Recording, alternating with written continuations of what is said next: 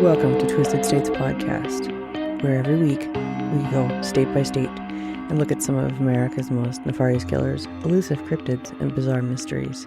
I'm your host, Reagan, and this week, week 8 of Twisted States, we are headed to North Dakota. North Dakota was either the 39th or the 40th state to join the Union. I couldn't tell you exactly because nobody really knows. At the time, President Benjamin Harrison shuffled the paperwork so that nobody would know. And I don't even think he was aware of which state actually comes first. So for the most part, people just look at it like alphabetically. So 39th. Anyway, it's a fairly quiet place. Not a lot of people really visit South Dakota. It's not, it's not a big tourist area. It's not very highly populated. It's like the fourth least populated state in the United States. And there's not a whole lot that really goes on in North Dakota. Recently, I believe in 2012, the oil industry really blew up in North Dakota. And other than like the world's largest buffalo statue and the world's largest Holstein cow statue, there's not a whole lot going on there. So yeah, it's pretty chill, pretty quiet. I've been there. It's been a long time since I've been there. I just remember that it was pretty peaceful. It was quiet and just kind of flat. It wasn't too bad. I don't have anything bad to say about North Dakota other than those brutal winters. Like, it gets really, really cold up there, being that it's so far north. It borders Canada to the north, and or Canada borders the north of North Dakota. What am I saying? I don't know. Don't mind me. So yeah, it's definitely up there, and it's chilly. It gets a bit chilly up there. Okay, let's go ahead and get into the meat of this and what we're here for. The goodies. Okay. So when researching North Dakota, I honestly can say I couldn't find a lot happening there. North Dakota is a very chill state with not a lot of really anything going on too crazy. And the only thing that really popped out to me was this one story. And it really stood out, though, because, like, there's just no answers. This is the most bizarre, like, I don't know. I'll tell you the story and you tell me what you think. And let me just preface this by saying, when I was doing the research, every story was conflicting. Okay. There's a lot of different versions of this and a lot of different, you'll see what I mean. It definitely is kind of all over the place, but it's very interesting, very intriguing either way. So today we're going to talk about Eugene Butler. And he was born in 1848 in Niagara, New York. Now, I really didn't find a whole lot of information as far as his past up to the point of him acquiring land in Niagara, North Dakota, in the Grand Forks County area in 1880. Apparently, somebody approached him while he was still in his hometown, and him and several other men, and said, hey, you know what, if you all go up here and like work this land, you can have free land in North Dakota. We'll set you up with enough to build yourself a decent homestead. So he said, well, absolutely. And he was a quiet man. He stayed to himself for the most part, pretty much a hermit, kind of reclusive. He would hire people to work his farm for him during the summer months, but the rest of the time he was just pretty quiet. But slowly he started getting a little weird. Like I said, he moved to that area in 1880. But by the closer to the turn of the century, he started acting really peculiar. He was having all of these crazy delusions, and he was constantly telling everybody how all of the women there, every woman was after him. Like, there was a problem with the level of, like, that women were just hard pursuing him, and he couldn't handle that everybody was just after him, wanting to be with him. And it's like, okay, well, he was a little delusional or whatever, no, but like, he was to the point where they felt it safest to put him in a facility because he was just so delusional about not just that. There were a lot of other things that he was doing. Okay, so you're probably asking yourself, yeah, so what's the big deal? So he thought a lot of women were after him. And there might have been some women after him. Here's this guy, he's alone. He's got this big homestead. He's really successful. He's got some money and he's doing all right for himself. So what's the big deal? Well, it wasn't, like I said, it wasn't just that. There was a lot of other things he was doing. He got to the point where in the middle of the night, he would get on his horse and he would ride back and forth across the whole county, just riding his horse like a maniac all night long. And, nothing like Boone Helm. Like, he wasn't doing all the crazy crap that Boone Helm was doing, but he was riding his horse all night. And they kind of gave him, the nickname, his moniker was Midnight Rider, like Paul Revere style. Like, that was what, they used to refer to him as, because he would be out there riding his horse around in the middle of the night and just doing a lot of out of character things and just acting bizarre. Nothing that seemed like harmful to anyone other than the possibility of maybe him harming himself. And being that region has like such harsh winters and stuff, if somebody's not completely of their faculties in that region, there's a chance that he could, end up like freezing to death or whatever, or if his needs aren't met. And then of course he did have a homestead that needed tending, and he was unable to do all of this stuff because he was just kind of, a little cuckoo, a little out there. They said that in 1906, when he was committed to Jamestown Asylum, that he was the richest person to have been committed to that asylum. He was worth roughly about $40,000, and that's like 1.5 million in current day money. And he had like money laying around his house and gold and checks and whatever. And yeah, he wasn't hurting for money. He spent 7 years in the asylum, and then he ended up passing away in 1911. Some places say he passed away in 1913, but I actually found information on Find a Grave and a couple of the websites that verify that, yes, he did pass in 1911. Now, his place, so another family ended up purchasing his homestead, and it was just a small family, a man and a woman and their child, Leo and Lottie. They moved there from Appleton, Wisconsin, and in June of 1915, 25-year-old Leo was doing just some routine excavation. He was digging up along the side of the house and discovered a skeleton. And he dug a little bit more and discovered that under the crawl space there was a trapdoor that went from the house into the crawl space down below. And there was not just the one body, but there were actually 6 bodies in total. Now, there wasn't, this was a big deal. Like, Niagara at the time, Niagara, North Dakota, had a population of 157, okay? Very small, tight-knit community.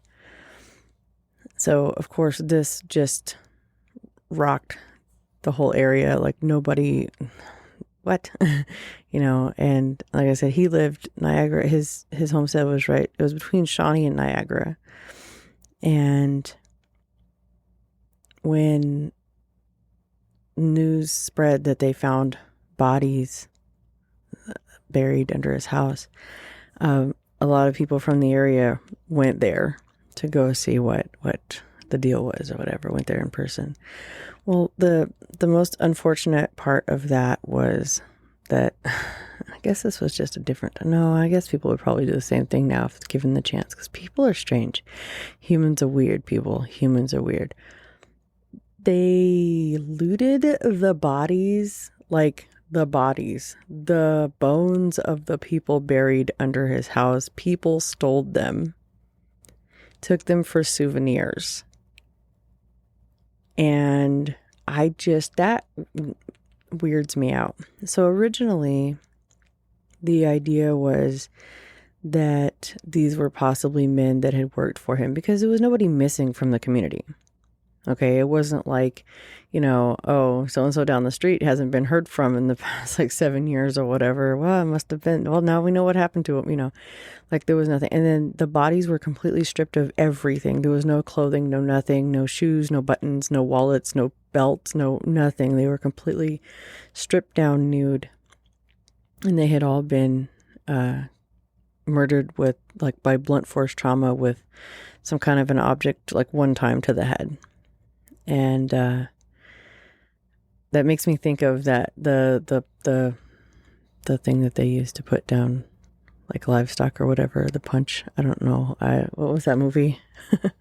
That's what it makes me think of, is that thing. But yeah, but all these people had been put down and stripped and buried under the house.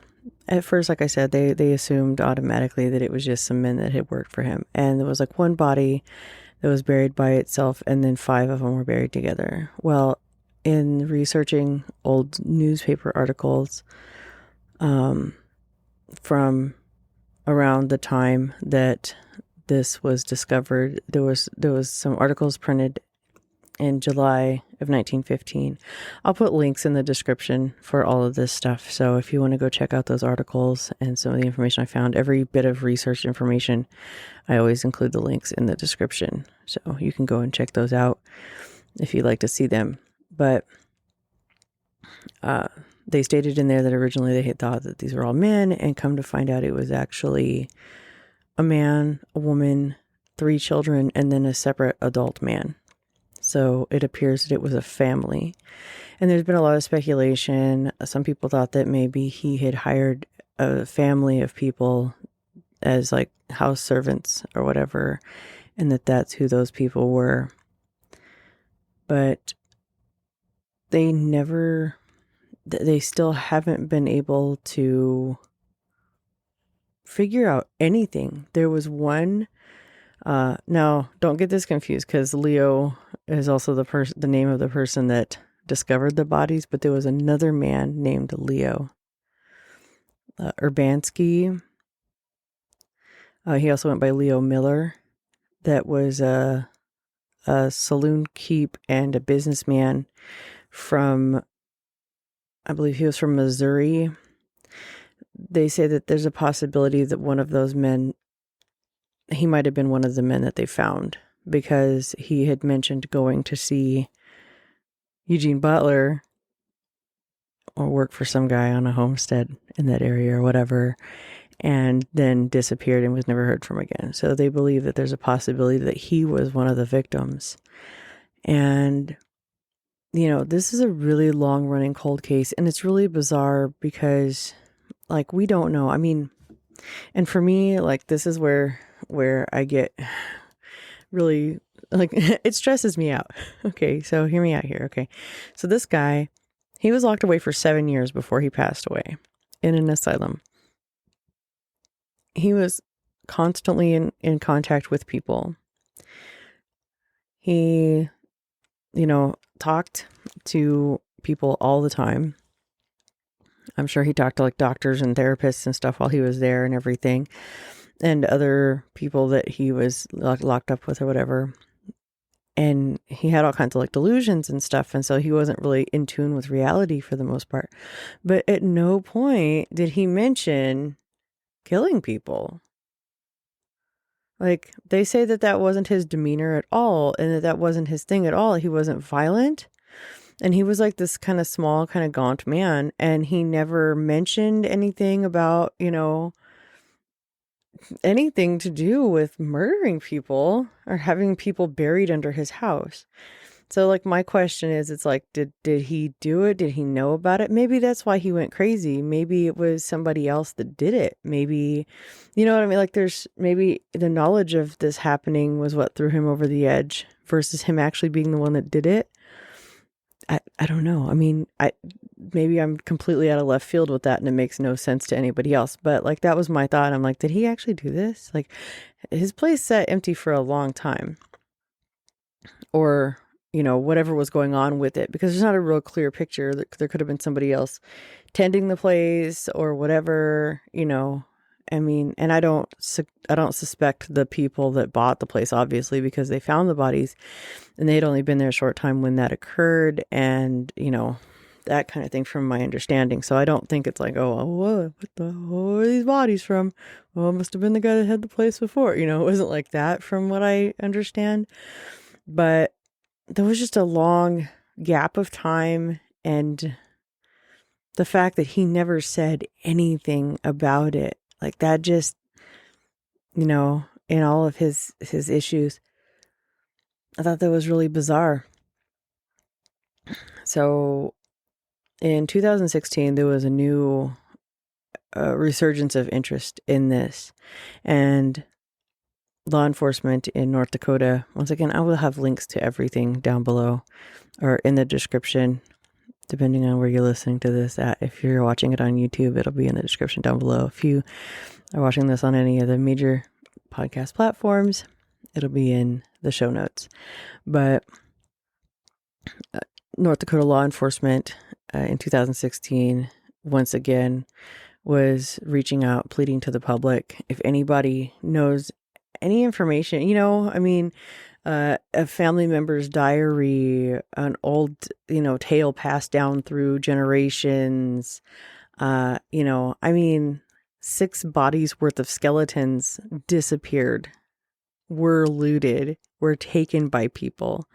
So the assumption would be that somebody somewhere might be sitting on a bone from one of those victims, and that would give the opportunity possibly to get that DNA tested and find out at least some kind of information as to the origin of these people, or at least one of these people, So any information, and it's such a long shot being that it was, 100 years ago, plus over 100 years ago now.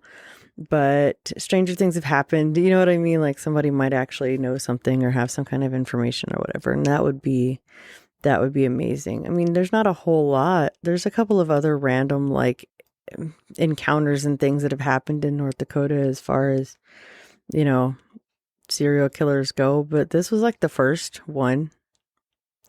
Yeah, and it happened early on in the state's, statehood, I guess. Like it was just a very, very bizarre thing, and it's just really sad that these 6 souls have had no rest. And it's really, really unfortunate that people would do such a horrific thing as to go. Like, I'm more upset about the people that looted the body parts than I am, like, with Eugene Butler, because we don't even know for a fact whether or not he actually killed these people. It could have been somebody else that was working for him. He could have not known anything about any of it. So I don't know. I mean, maybe I'm just wrong here, but who knows? Will we ever know? I mean, probably not, but there's always that hope. There's always that chance for that long shot of somebody having some kind of information somewhere. you know, and I think that would be just amazing. And it's really weird to me too, because like there's families that have been there forever, you know. You would think that somebody would know something or have some kind of, I mean, small communities are usually pretty like, even if people kind of like stay to themselves, they don't really. And being that it's as like the way it is there, as far, you know, it's not like now where he could just like order all of his stuff from Amazon and get it delivered. Like he would have had to have had a lot more like interactions with other people in the area and stuff, and people kind of kept up on each other a little bit more, you know. I mean, so maybe there's somebody that knows some of the people that worked for him a little bit better, and, you know, can verify, maybe find out some information about those people, whether or not they disappeared or whether or not they like showed back up to their families after working for him or whatever. You know, I mean, there's a whole lot of stuff there, but I'm just going off on a tangent on this because it just breaks my brain. It really does. And it's a very unfortunate story. And just, what? So anyway, but that's what I've got for you. That's the story of Eugene Butler. And he went from being known as the Midnight Rider, going out riding his horse, you know, Paul Revere style, back and forth across the county like a crazy person, to being known as the Great Plains Butcher. So yeah, that's quite a bit of a change there.